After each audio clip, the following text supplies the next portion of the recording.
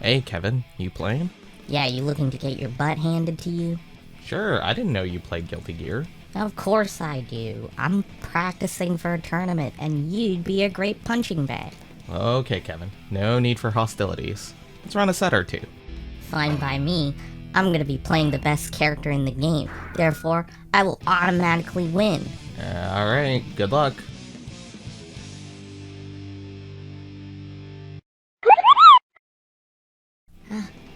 How do you keep beating me? Kevin, I don't mean to be rude, but do you even know how to play your character? You don't seem to be using his summons properly. That shouldn't matter. I'm playing the best character. That means I should win. Kevin, listen buddy, if you don't resonate with the character you're playing with, no matter if they're top tier, you aren't going to win games. Screw this game, screw you, and screw this character. Characters. They're basically in all forms of media. It's the reason why a lot of people love certain shows, books, and, well, video games. When you're discussing media with someone, the number one discussion topic that will come up will most likely be the characters. Oh, I like this character. Oh, I didn't really feel anything about this character. Or even, I hate this character so much. For this grand delivery, I want to discuss video game characters. What is it about characters that are so integral to games? Why do people like them so much? Just a whole rundown, so sit back and listen to me talk.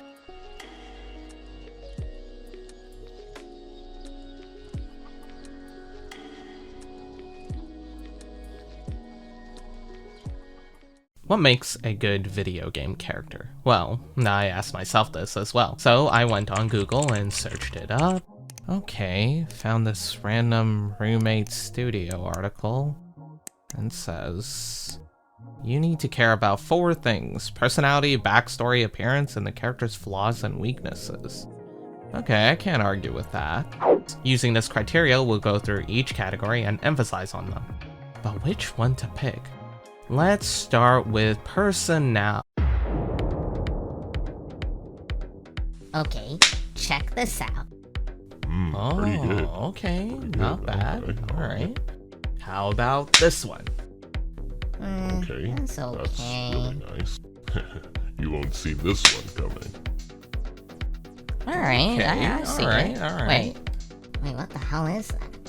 When you're playing a game, the first thing you're going to notice about a character is how they look. It's simple, like looking at a box cover for a video game. You'll be like, holy shoot, this guy kind of looks badass. Or you'll be like, oh, this character looks super cute. Don't worry about it. A character's appearance is just naturally something that people will be attracted to, or something that people resonate with. You think I play fighting games because the games have fun gameplay and the stories are amazing with excellent music? Of course I do.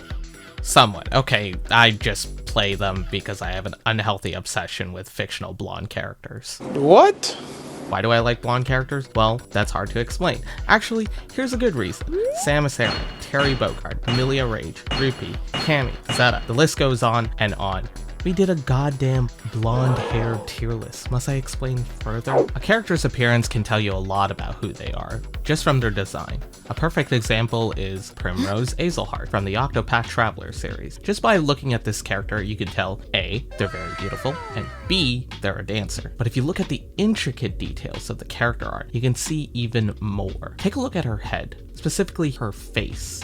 It's cool, calm, and collective, as if her mind is fixated on the perfect performance. But on the other hand, you can tell there lies something deep and dark behind those colorless eyes, one that nobody in the tavern knows, fixated on the dancer's beauty. You see, a character design has to resonate with you a lot, otherwise you're going to end up with characters that don't really have a lot going for them. You'll end up with a generic protagonist with a generic protagonist hairstyle and generic this, generic that, something that's super bland and just absolutely ugh. Yeah. Why do you think people spend so much time on character creations during video games? It's because they want their characters to look good if they're going to have to stare at them for hours on end. Or, you know, they want their characters to look absolutely horrifying looking at you, Street Fighter 6. What I'm trying to say is that appearances are important. Wait, what's the first thing you look for in the character? The way that they speak? Oh, this one is easy. It's how they look. You idiot, we already covered appearances. Oh, right. Sorry. How about their flaws and weaknesses? Wrong, wrong, and wrong. It's their Now that we got judging a book by its cover category out of the way, it's time to talk about the real stuff. I'm not here for the looks, I'm here for their personality. Personalities are important. You're not really going to like a character with a shitty personality, unless you're into that, which is, yeah. But a character with a solid personality, one that you just think about and you're like, whoa, I kinda like him. Oh yeah. That's the good stuff. This section was a tad bit difficult to talk about because a character's personality doesn't really equal their hobbies. It's more about their behavior and the unique adjustments to their lives. I could be into books, and oftentimes people associate reading with more timid personalities, but that's far from the truth in my opinion. I'm really loud and annoying, sometimes really obnoxious too. Knowing this, there's so many great characters with personalities that align with my interests, and it's very difficult to choose the traits I like the most. But I think there's one character that really aligns with all of what I like, and that's Link from the Legend of Zelda series. You see, Link is a character that aligns with a lot of what I love in a character. Each iteration of Link has their own set of personalities, but also mesh together to make one cohesive character. Yes, there are some iterations of Link that are more expressive than others, and some that outright have their own individual personalities. Three things always stick around despite their differences. Link is sincere, Link is genuine, and Link is courageous. He's a really lovable guy, and every time I play a Zelda game, I always look forward to seeing how Link interacts with the world around him. I'm sure there are people who love characters that have different personalities, or even obstinate personality traits to Link, but I'm not a big fan of them, really. I really love the heroic personality of a character. Someone with a sense of duty and determination really gets me going. That's what I love. Yes.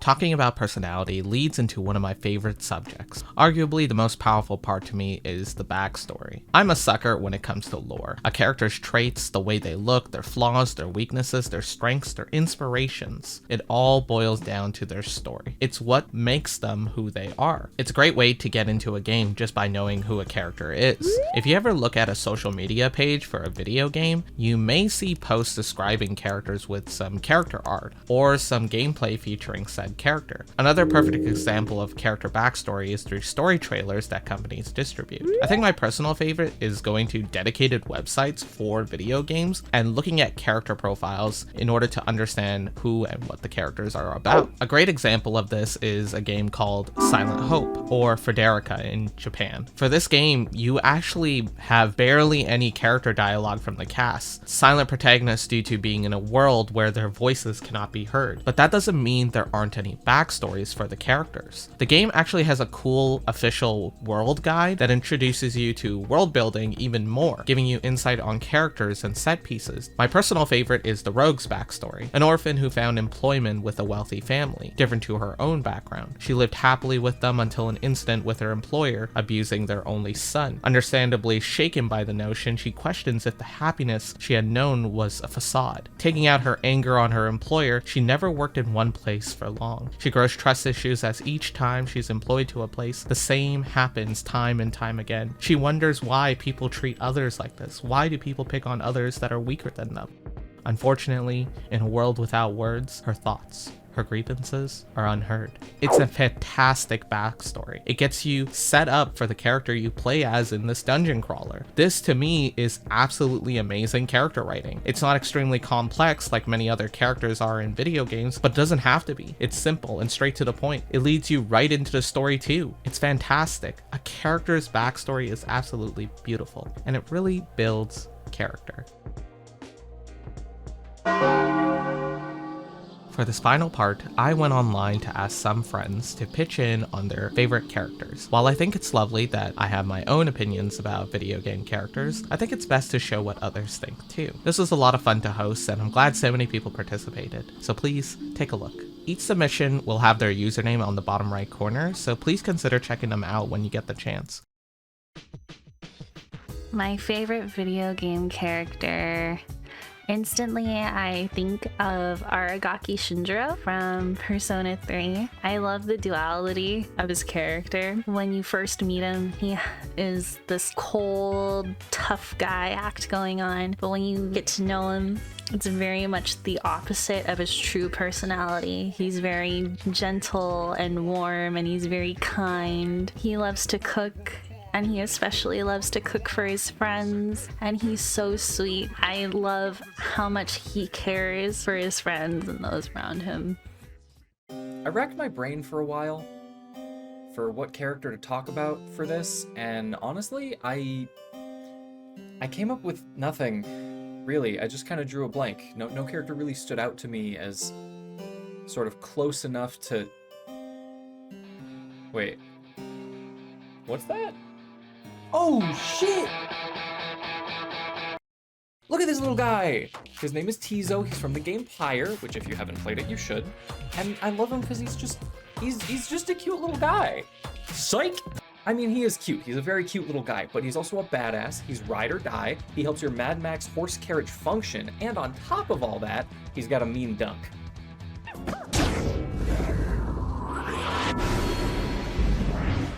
Oh, and also sometimes he has low self-esteem, and if that isn't just the most relatable thing... Anyway, yeah, Tizo. Play Pyre. When it comes to me, I think I'd have to say Tidus from Final Fantasy X. I'm sure that a lot of people these days know him more from the Tidus laugh meme. I'm sure that just looking at that, you'd think that he's nothing but a goofy, cringe-worthy character. But as it turns out, if you've actually played the game, he's one of the more human protagonists from a Final Fantasy game. He laughs, cries, gets angry, gets depressed. He shows quite a lot of sides to him, and he's pretty expressive, honestly. Which, thank you, HD Remaster, for absolutely butchering that. Very cool. And yeah, you know, as a kid playing the game, I didn't really think too much about him past, whoa, this guy looks cool. But having grown up and gotten back to the game, I've learned to appreciate more about him. I've learned to appreciate all sides of him, and I can safely say that he is one of my favorite characters in a video game. It's your boy Errol here to talk to you about my favorite protagonist in Final Fantasy, Zack Fair. Crisis Core was my introduction to the series, and I quickly fell in love with Zack's character. He's always happy to help someone in need, while keeping his positive and bubbly personality, often getting him compared to a puppy by his mentor, Angel. This is something he never really deviates from, until the very end, even though he does go through some genuinely awful moments in his journey. All this makes Zack come off as someone really strong, lovable, and at times plain stupid or goofy. But honestly, he is someone I truly consider a warrior of light. Hi, I'm Paradox. I'm here to talk about my favorite video game character of all time, Sly Cooper. I love him for a lot of reasons, but I'll try and keep it brief. He's got a fun, witty personality to him, and a smooth charm, eloquently besting his foes in both battle and wits. He's not without his flaws, albeit I feel like it makes him more of a well-rounded character. He's a bit of a show-off, has an ego, and he's a goof, but I think that's what makes him such a beloved character. Another reason he's my favorite is his relationship with his allies and his foes alike, growing with each interaction as a character and a master thief. You know about Luke Von Febra from the acclaimed JRPG Tales of the Abyss? Unfortunately, I don't have enough time to go deep into Luke's characterization, but that's what I love so much about him. Everything from the very beginning to the very end, all his decisions make sense within the progress of the story and is just done so well. It's insane, and I feel like a lot of people don't get that because they get that first impression of him being a naive, somewhat bratty royal, and it makes me sad that he's so misunderstood when his character arc, again, is probably one of the best ever. Every Tales game has a characteristic genre name. For Abyss, its genre name is To Know the Meaning of One's Birth RPG. Luke sets out to find the meaning of his birth, something that I feel a lot of people can relate to. It just makes him great. If you take your time and really dissect his story, you will come into agreement with me. And that's one of the many reasons why Luke's my favorite video game character. Hi, my name is Mel, or you can call me a Piplup. It's whatever time Mr. Courier Chicken Pal decides to do with the edits. LOL! A character that I love as myself because we love self-love. Piplup is a character from the Pokemon games. Piplup's a penguin, which also my favorite animal, and has been ever since I was very small. Wow, I really called myself an animal. Also, I totally forgot about the deadline, so that's why I'm trapped in a penguin body for this.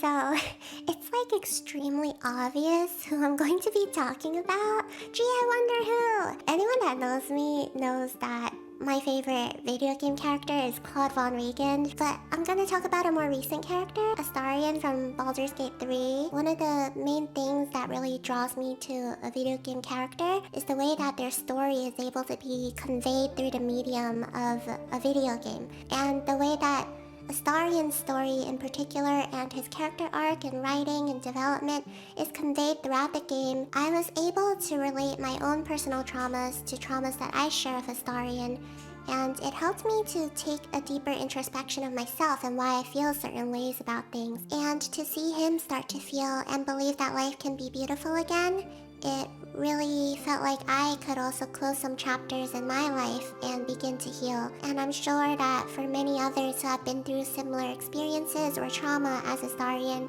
it also gave them hope too, that they could start to heal and live again. Hi there, my name is Humi. Now I'm here to talk about Lindis, my favorite character from Fire Emblem 7, which is also one of my favorite games. So Lindis is a beautiful character. Look at them legs, look at them thigh slits. And she also is a swordswoman, so she has a really cool crit attack when you level her up into her final form. Well, she has a cool attack regardless, but also she is very pretty. Did I say she was pretty? I did say she was pretty. But she also has a really cool sprite work thing where it kind of breaks the fourth wall. And previously in the older games, typically the sprites either look left to right, but her sprite, in one of them, she turns to you, the player, and I think that's pretty neat. The best characters in video games will never be you, which isn't to say you're an uninteresting person. You'll never be as cool as them. A childhood friend or a soldier, a lover perhaps in your own eyes. By the 5th, 10th, or 60th hour, you can only rely on them and them alone in an unfamiliar world. Their presence gives you a constant reassurance that everything is going to be okay. They change your outlook on things both in and out of the game. They were never the brightest, but they always spoke such wisdom to you unknowingly. They were there from the beginning to the end, and you will always carry them back home just as they did you. I didn't say his name, but you thought about him, didn't you? That's right, baby. It's wine time. Hell yeah, man. Load up that plate, chaps. I'm gonna need one couple, baby. Another one. Oh, yeah, baby. Oh, it's the wine time. Can't have a rainbow without wine, baby. Oh, yeah. It's the blood of the Marmite, baby. Listen to the Down Under.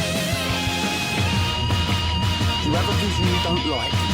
We'll change the future together. Thank you once again to everyone who submitted their work. I appreciate it a lot. This video was in the works for a long time, and I changed the script so many times because I was not satisfied with what I was creating, but I think this one is pretty good. I'm gonna stick with this one. Thank you so much once again for watching, and if you could take the time to check out my other socials, I'd appreciate that a lot. I'm so exhausted now that this is over. I'll be sleeping.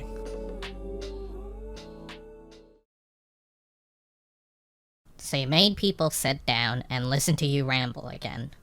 I mean, yeah, what better way to start a year than to talk about video games, let alone characters? I mean, sure, but you didn't really explain why characters are integral to video games. Nor did you even try to address why people like them so much. Did you even talk about their weaknesses? Look, I even have it recorded. What is it about characters that are so integral to games? Why do people like them so much? And the character's flaws and weaknesses. Damn, you're right. I could talk about it now.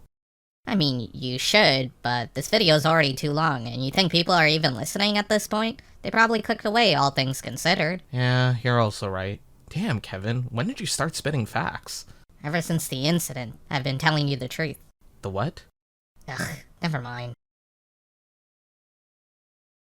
Could just make a part 2.